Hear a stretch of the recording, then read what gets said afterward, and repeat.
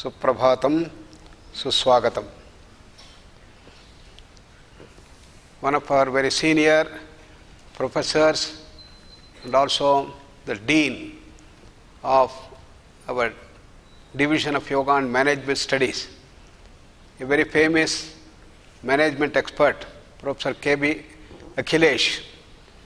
He breathed his last yesterday and he was one of the topmost experts in the field of management, and it's a great loss to our university and to the whole country.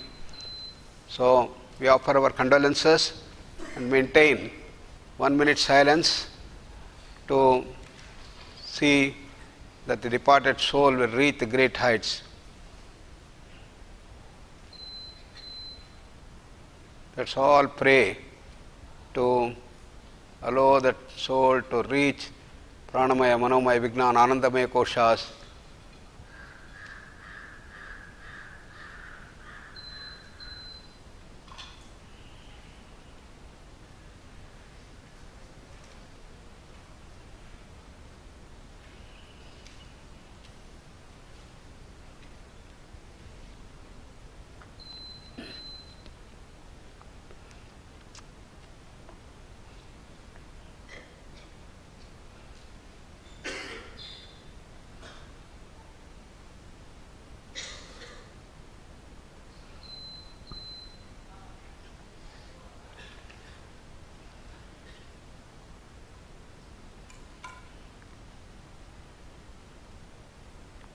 To chant 3 times Mahamrutyunjaya mantra all together.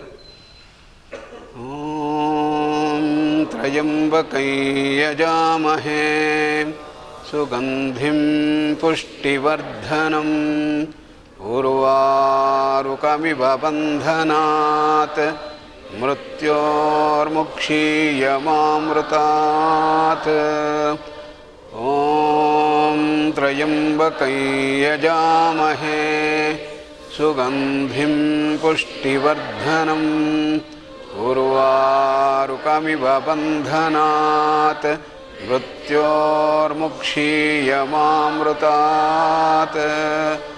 Om Trayambakai Yajamahe Sugandhim Pushtivardhanam Urvarukamiva Bandhanat Mrutyurmukshiyamamrutat. Om Shanti Shanti Shanti.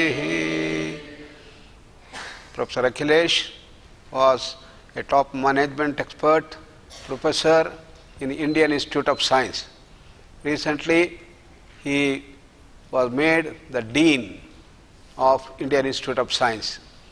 He was also the Chancellor of the Petroleum University and also a consultant to a large number of management institutes all over the world, Germany, United States, Japan and many other places. And he developed a very unique management system and also helped our university to develop a holistic management system featured in our MBA course. The Masters in Business Administration MBA course that are run here is featured by the key wisdom base that he was able to put together into the management system. He wrote many books, many of them were bestsellers in the world. So we have conveyed our condolences to his bereaved family and hope that his family will continue their association with us. So today the Gnana Yoga we are talking about. Gnana Yoga is the path of intellect and analysis, just as modern science. The whole objective is to have the right understanding. Unfortunately, all of us have wrong understanding, limited understanding, distorted understanding. Therefore, the science wanted to find out what is the real truth about this entire universe. And what is this entire creation made of? And what are the laws that govern them? And how did we all came to this being? Such questions were taken up about 400 years back in the western part of our globe. And to get at this truth, they developed wonderful scientific methodology which have been introduced in our high school days, that you have to make a hypothesis, design an experiment, conduct the experiment, measure the changes, and repeated the experiment in several places, several times, and if you get all the same results, then you infer, and that establishes the truth. So all our textbooks, whether it's anatomy, physiology, pathology, pathophysiology, or whether it is history, geography, everything has been based on scientific research that took place establishing the truth. And in this journey, the modern science has grown to understand almost everything about this physical universe. We know what is it made out of, and every object made out of molecules, atoms, protons, neutrons, fundamental particles, and all made out of energy, packets of energy. Everything is nothing but energy, energy, energy. You can calculate precisely how much of energy is in given matter. All that we understood. We also understood the laws that govern them. That is known as the classical mechanics and quantum mechanics. Therefore, we understood everything about the physical universe. But it took 400 years for us. All the best of the intellectuals of the world worked together to understand this. Because of this understanding, we brought this high technology, and the technology brought so much of comforts, so many benefits, and we are able to live in the most hazardous condition. Even when the temperatures are down to minus 80 degrees. For example, if you go to Chicago, including the wind factor, in winter the temperature goes to minus 86 degrees. In Canada, in many places, it is equivalent. But people live there. How? Thanks to our technology. Similarly, we have been able to put man on the moon, building skyscrapers, underwater tunnels, information technology. All those things we have been able to achieve. So the understanding of the physical world gave us all the benefits in the physical world. But then what's happening to science? Science is trying to go beyond the physical to understand about prana, about the mind, the emotions, intellect, and so on. So if it took 400 years to understand the grossest of the creation, the physical world, how long it is going to take to understand the whole creation? It may take thousands and thousands of years more. Therefore, challenges related to these subtle dimensions of our creation, we have no solution. Modern NCDs, non-communicable diseases, belong to this category. Stress is the multi-dimensional challenge that we are facing. Single-parent problems, terrorism, and large number of other hazards. All these things belong to this category. They are multidimensional in character. Therefore, science and technology have not been able to provide the complete solution to these challenges.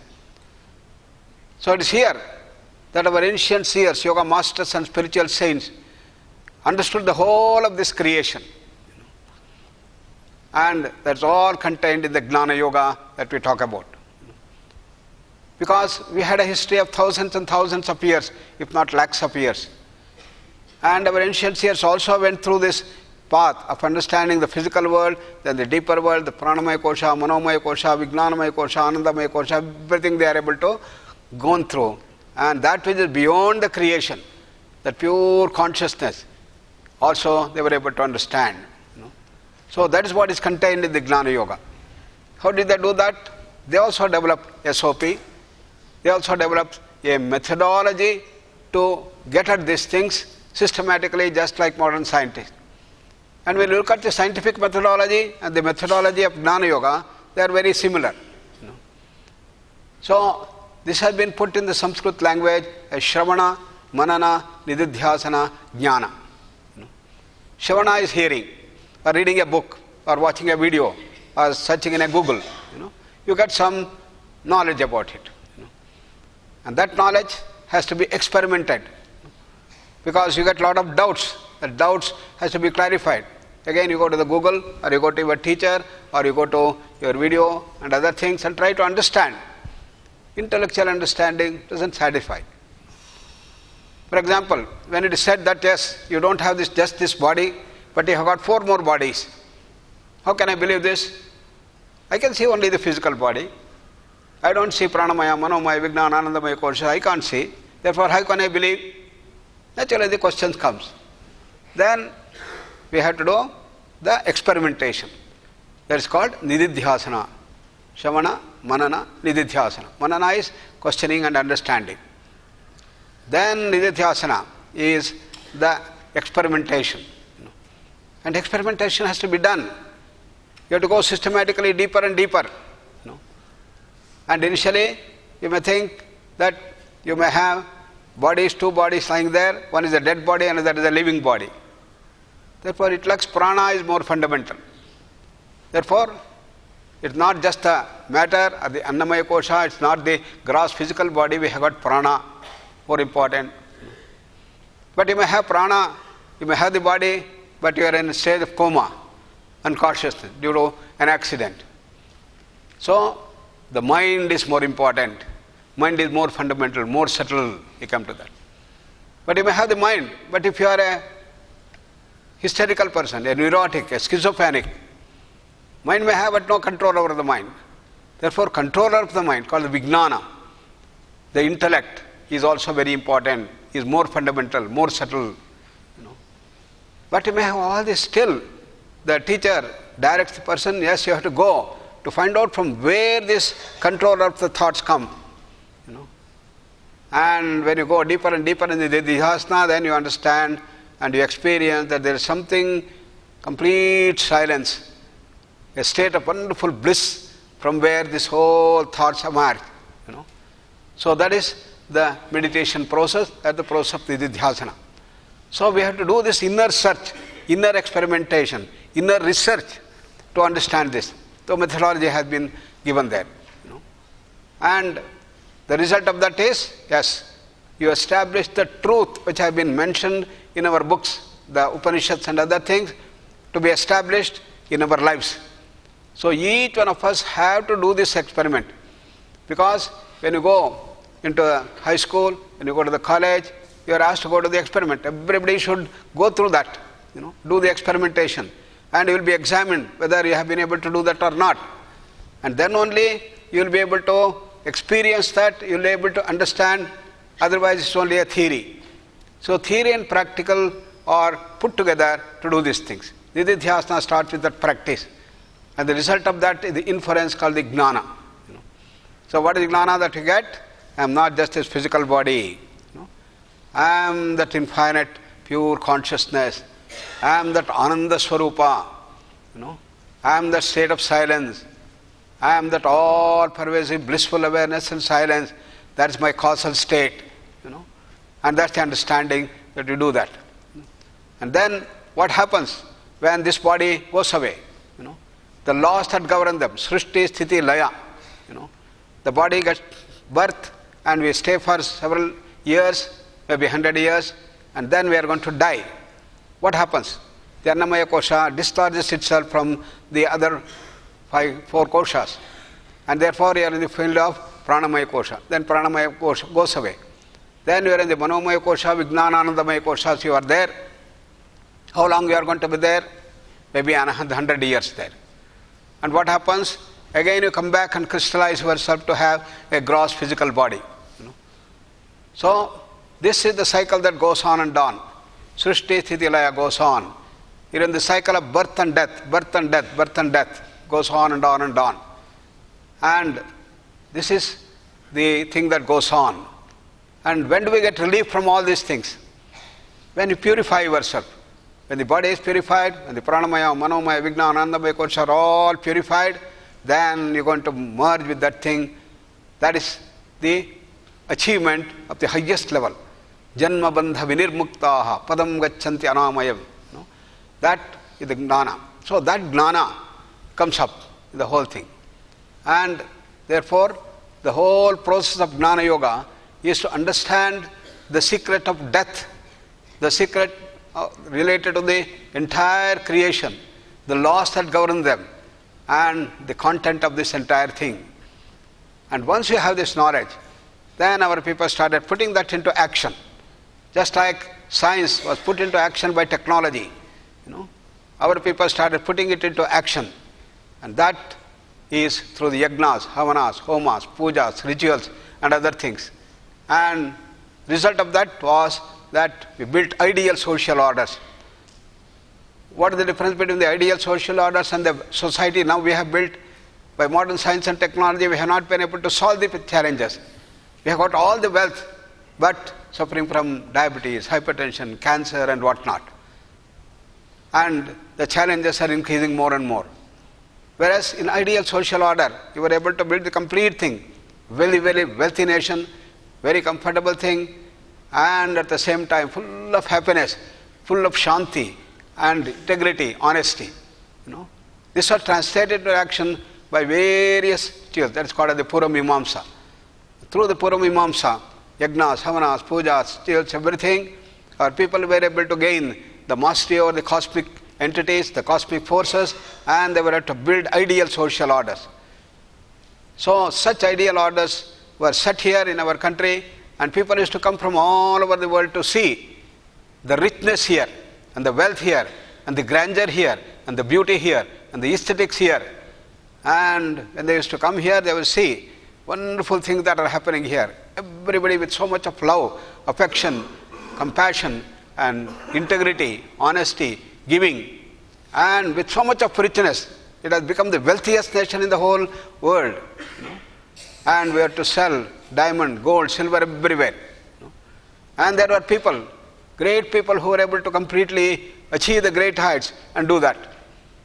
Vidyananya, for example, when he wanted to establish Hakka and Bukka were the two great people. Vidyananya wanted money. He did not have money to do that. So what did he do? He had the tapas, the Kubera Yagna, through this dimension of his high level of the things. And he showered wealth from the cosmos. And he accumulated a lot of gold, which helped him to establish the Vijayanagara Empire. Is it ever possible? Science has to grow far, far beyond from what we have. So our great seers were able to get into that great levels of advanced Gnana Yoga, in which they were able to bring the cosmic forces into this thing, and see that it happens. We had such great siddhas in our country. In Tamil Nadu, we had such great personalities of the highest realm, and we had Agastya Mahamuni, He was able to even drink the whole ocean, to empty it. And we had Vishwamitra. He was able to create a huge heaven by himself for the Trishanko Maharaj. And such great personalities came again and again. And our every state excelled with such great masters, Gnana Yoga masters. Santa Gnandev from Maharashtra, Shankaracharya from Kerala. He had given a word to his mother. When he took sannyasa, mother asked, I have one condition on which I will give you permission to take sannyasa. Whenever I call you, you should be here.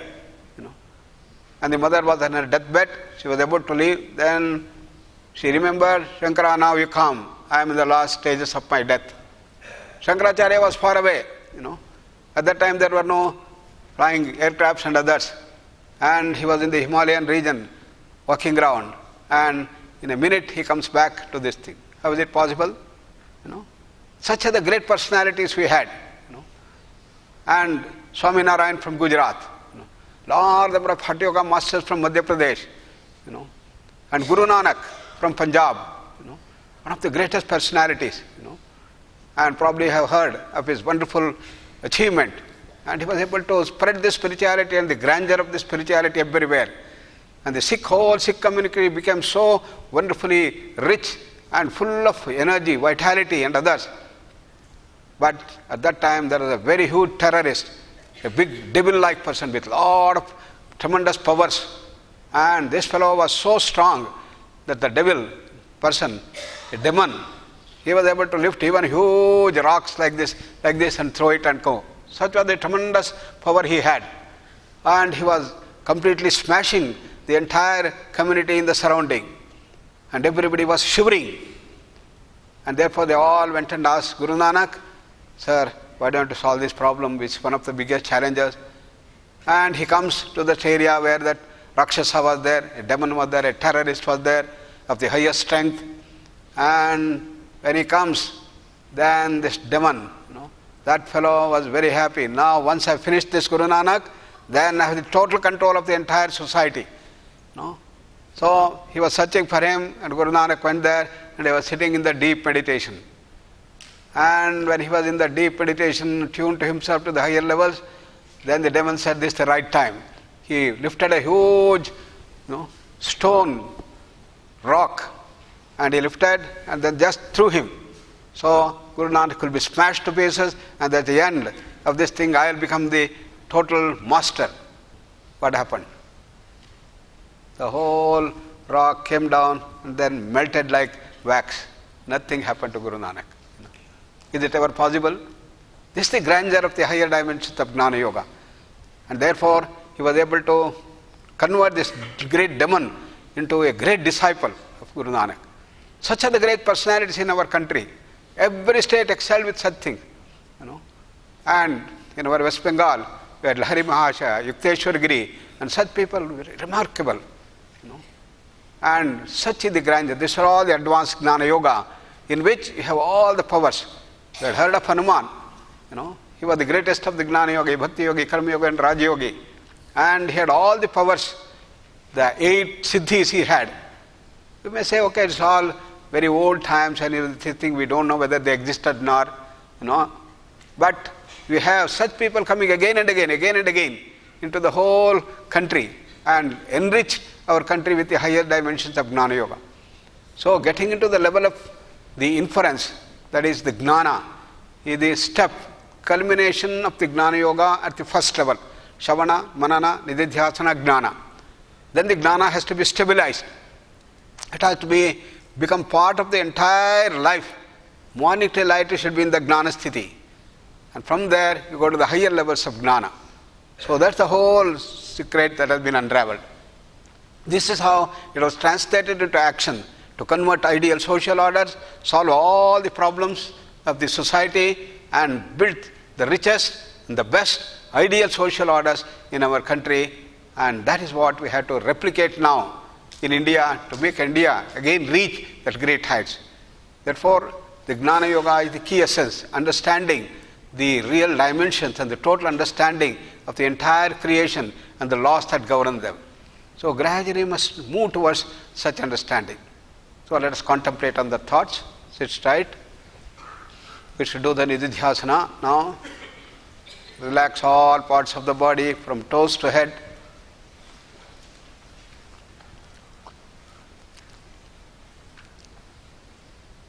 Beautiful smile on the face.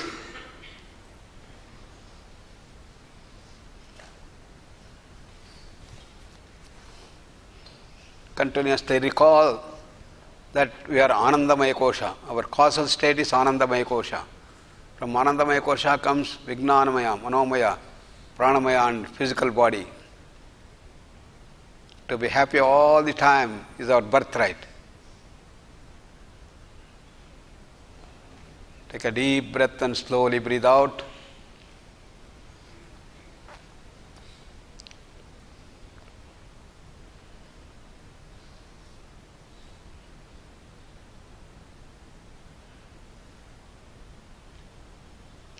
Look at the thoughts. The thoughts are also governed by the laws of creation. Creation, sustenance, and destruction. A thought comes, carefully observe, subtly, how a thought comes in the mind and how it vanishes. Second thought comes and vanishes.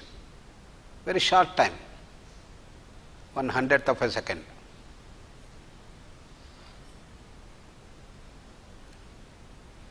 Recognize the gap between the two thoughts.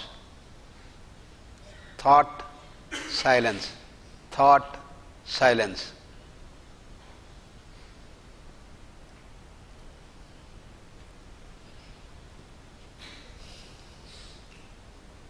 go a little deeper, to experiment further, you can understand that silence has been there, is there and will be there, and everywhere silence is there. In that silence of the mind, the thoughts come and go, come and go, come and go. But we get lost in the thoughts and do not recognize the field of silence, chitta kasha.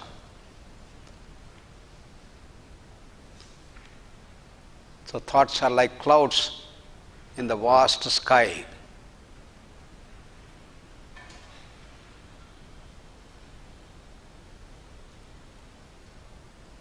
So we need to tune to that field of silence which exists everywhere all the time. That is the state of ananda. So we should all the time anchor ourselves to this ananda sthiti and do all our activities. That's the process of growth in Gnana Yoga. Come to Namaskara Mudra. Asato ma sadgamaya tamaso ma jyotirgamaya mrutyorma amrutangamaya. Om Shanti Shanti Shanti. Sarve bhavantu sukhinah, sarve santu niramayah, sarve bhadrani pashyantu, ma kaschid dukkha bhag bhavet. Om Shanti Shanti Shanti.